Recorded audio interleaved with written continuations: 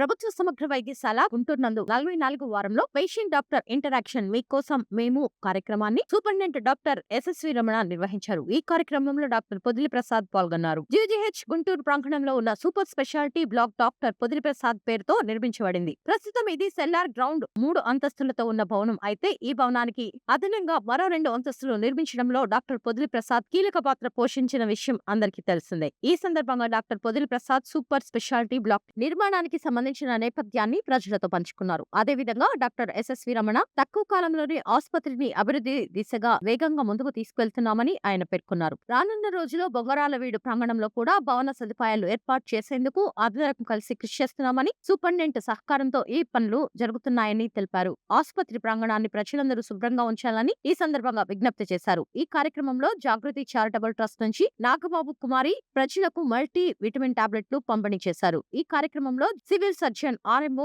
Nursing superintendent, grade 1 ఆసుపత్రి సిబ్బంది, రోగులు మరియు వారి బంధువులు పాల్గొన్నారు.